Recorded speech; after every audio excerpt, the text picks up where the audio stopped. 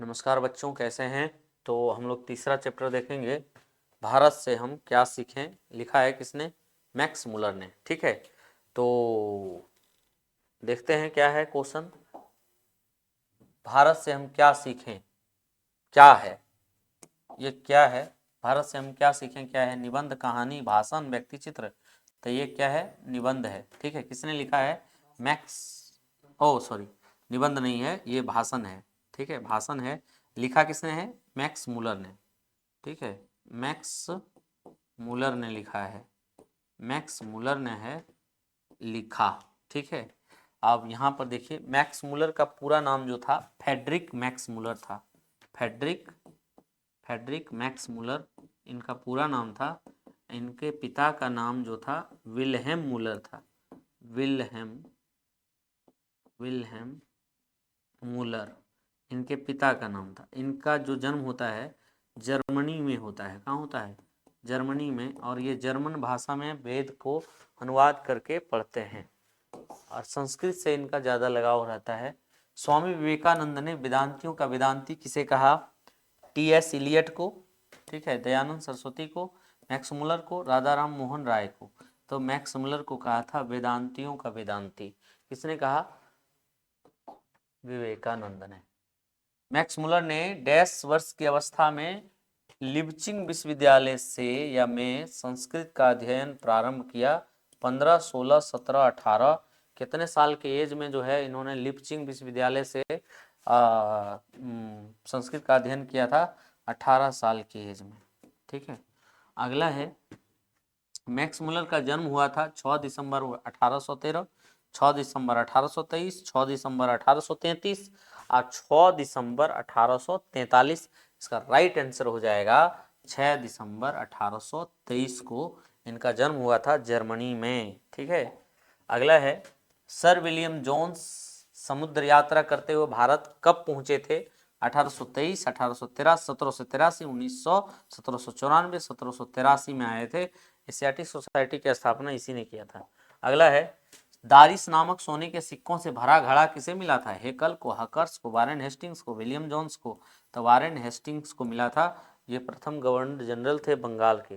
ठीक है, अगला देखेंगे, किसके अध्ययन क्षेत्र में भारत के कारण नवजीवन का संचार हो चुका है? विधि शास्त्र, नीति शास्त्र, भाषा विज्ञान, देवत विज्ञान। इसमें राइट आंसर हो जाएगा विधि शास्त्र, नीति कथा, भाषा विज्ञान, देवत विज्ञान। राइट आंसर हो जाएगा नीति कथा। ठीक है, नीति कथा के कारण नवजीवन का संचार हुआ है। अगला देखेंगे, हितोपदेश का जर्मन भाषा में अनुवाद किसने करवाया? मैक्स मुलर, हजारी प्रसाद द्विवेदी, भारतेंदु हरिश्चंद्र, यतीन्द्र मिश्र। नहीं, मैक्स मुलर ने इनको हितोपदेश का जर्मन भाषा में अनुवाद कराया था। महारानी विक्टोरिया के द्वारा किसे नाइट की उपाधि दी गई थी? तो महारानी विक्टोरिया के द्वारा यतीन्द्र मिश्र को, मैक्स मुलर को, महात्मा गांधी को, भवानी शंकर त्रिवेदी को। नहीं, मैक्स मुलर को दिया गया था। महारानी विक्टोरिया के द्वारा नाइट की उपाधि दी गई थी। अगला है, मेघदूत का जर्मन अनुवाद किसने करवाया था? ईश्वर पेटलीकर, रूसो ने, मैक्स मुलर ने, सात कोड़ी होता ने। नहीं, मैक्स मुलर ने इसको जर्मन अनुवाद करवाया था, मेघदूत को भी। ठीक है, अगला है, मैक्स मुलर को वेदांतियों का वेदांती किसने कहा? ठीक है, तो रामकृष्ण परमहंस ने, या स्वामी विवेकानंद, महात्मा गांधी, राजा राम मोहन राय। स्वामी विवेकानंद ने इनको कहा था वेदांतियों का वेदांती, है ना। अगला देखेंगे, प्लेटो और कांट वीर थे, महान दार्शनिक, नाविक थे, सैनिक थे। ये दोनों क्या थे? प्लेटो और कांट महान दार्शनिक थे। अगला देखेंगे, सच्चा भारत कहाँ बसता है? गांव में, खलिहान में, बगीचे में, गलियों में। तो गांव में बसता है। सच्चा भारत कहाँ बसता है? गांव में। ठीक, अगला देखेंगे, नृवंश विद्या का संबंध किससे? खगोल विज्ञान से, मानव विज्ञान से, वनस्पति विज्ञान से, भूगर्भ विज्ञान से। तो राइट आंसर हो जाएगा इसका मानव विज्ञान से। ठीक है, अगला है, मैक्स मुलर ने कालिदास की किस पुस्तक का जर्मन भाषा में अनुवाद करवाया था? मालविकाग्निमित्रम, तो अभिज्ञान शकुंतलम, मेघदूत या रघुवंशम। तो मेघदूत का जर्मन में अनुवाद करवाया था। अब मेघदूत के रचनाकार कौन है? कालिदास है। ठीक है, कालिदास है। मैक्स मुलर थे भारत भक्त, संस्कृतानुरागी, वेदों के प्रति अगाध आस्था रखने वाले। उपयुक्त सभी थे ये। ठीक है, ये भी थे, ये भी थे, ये भी थे। भारत के भक्त थे, संस्कृतानुरागी, संस्कृत से ज्यादा लगाव था इनको, वेदों के प्रति अगाध आस्था थी। किनको? मैक्स मुलर को। अगला है, मैक्स मुलर के पिता का नाम विरह मुलर, विल्हेम मुलर, विल्हेम मुलर, विदेन मुलर, तो विल्हेम मुलर थे इनके पिता का नाम। अगला देखेंगे, विख्यात विद्वान Friedrich Max Muller. Max Muller का पूरा नाम क्या हुआ? फ्रेडरिक मैक्स मुलर का जन्म भारत, जर्मनी, इंग्लैंड, रूस तो जर्मनी में हुआ था। ठीक है, याद रखते जाइएगा। वारेन हेस्टिंग्स कहाँ का गवर्नर जनरल था? भारत, श्रीलंका, जर्मनी, यूनान, तो भारत का है। ठीक है, और उसके बाद दारिस क्या है? सोने के सिक्के, चांदी के सिक्के, तांबे के सिक्के, इनमें से कोई नहीं। सोने के प्राचीन कालीन सिक्के जो है ये दारिस कहलाते हैं। अगला है, भारत की प्राचीनतम भाषा कौन सी है? मगही, प्राकृत, संस्कृत, लैटिन, तो हो जाएगा संस्कृत। ठीक है, प्राचीन भाषा जो है भारत की क्या है? संस्कृत। अगला है, भारत को कैसे स्वप्नदर्शियों की आवश्यकता है?